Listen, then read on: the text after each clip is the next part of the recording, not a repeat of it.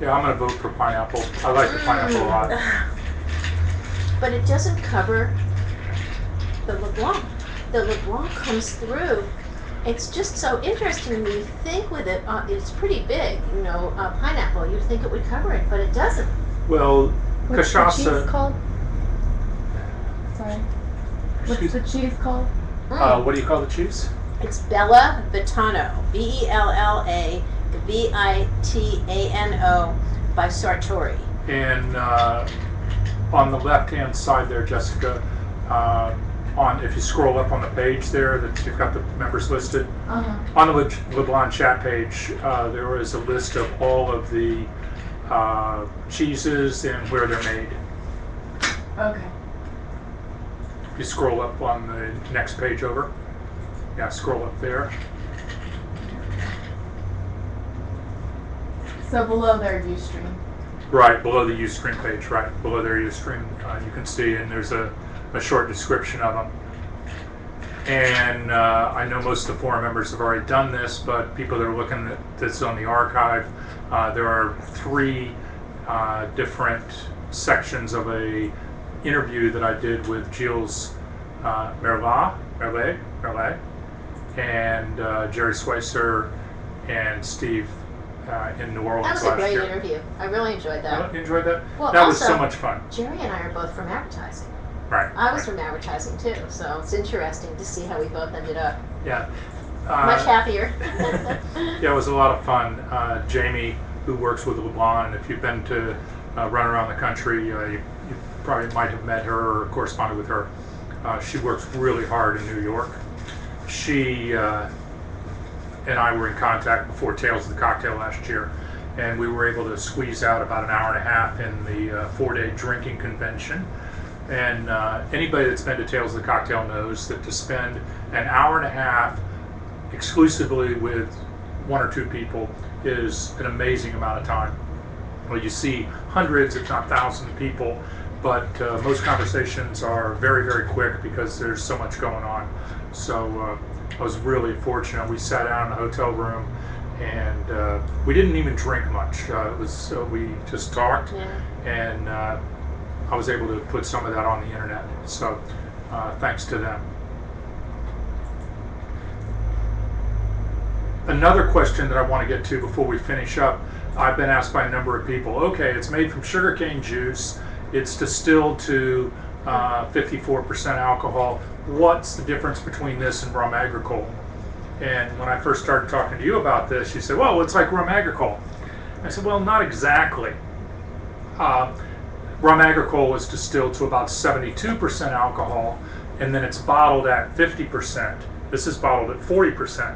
But the higher distillation proof ends up taking out some of the bouquet, and you lose some of the character. But like rum agricole, or a good rum agricole, a good cachaça has a nice finish, and it's approachable. When I smell the glass, or when I smell the cachaça, there's nothing in there that's repelling me. The harsh alcohol or the very light alcohols, the acetaldehydes that come off, those kind of things make you pull your nose away from it. And when I was smelling it earlier, and I smelled this many times, I want to smell it. There's nothing that... It smells like nature. It's Yeah. natural product. Yeah. So this is distilled to a lower proof, and it's made from, sugarcane juice, like a rum agricole. But the difference in distillation proof and the difference in the distillation column, or the distillation method. Most rum agricole is made in a single column copper still. Almost all of them are single column stills. Most are copper, where most of the artisanal cachaças are made in pot stills, and there's a little bit of difference there, quite a bit of difference in the final product, but they are closer together, closer cousins than, say, a white rum made from molasses that's been aged. A white rum made from molasses is a lot more alcohol, and it approaches a spirit more like vodka. There are some great rums that are aged, but if you make a white rum from alcohol, or white rum from molasses, excuse me, If you make it from molasses, you have to age it at least 1 year, 2 years, 3 years before it's a really good palatable spirit. In Puerto Rico, all the rums are aged at least a year, even the white rums. I didn't know that. Huh. In Venezuela, they're aged 2 years, a minimum of 2 years. The oldest one that I was aware of until recently was aged 4 years. And then just recently, I think about a month ago, I was given one from El Dorado that was aged 6 years. And we talked about that. There's an archive about there. Maybe you could help me out. Anyone know what Feito Amalo means? Maybe you can get a little closer. Do you see that? About halfway up on the page. It's from who? From It's me, Timothy. Right. Faith Almo. It's handmade. Handmade. Oh. Hecho a mano in Spanish. Handmade. Yes. And Steve says, are you a proud sponsor of the legalized cachaça movement? I am in favor of legalizing almost anything that has to do with alcohol, except the Republican Party. No, I'm just kidding. Legalized cachaça. I mentioned earlier that this has the word rum on the bottle, Brazilian rum. In Brazil, this is not rum. No. This is cachaça. This is not rum. In Brazil, rum is made from molasses. And according to the TTB, which is the reinvention of the BATF, but they got rid of that moniker after Waco, Texas. They reinvented themselves as the TTB, and that's the Tax Treasury Bureau, or Treasury Tax Bureau. They're the people that regulate the labeling of alcohol. And there's a couple of things on the label that everything has to have. Because this is made from sugarcane and it's distilled to less than 95% alcohol, it's considered rum. Now, if it was distilled to more than 95% alcohol, it couldn't be labeled rum, and it could be labeled as a vodka, or you could add some flavoring to it and call it gin or something like that. But in Brazil, it's labeled cachaça. So Jerry and Steve and a number of other people that are working hard with Leblon, and I'm sure somebody's had to hire an attorney and do all kinds of petitions, but they're working to get the U.S. government to recognize the third biggest distilled spirit by volume in the world as cachaça in America.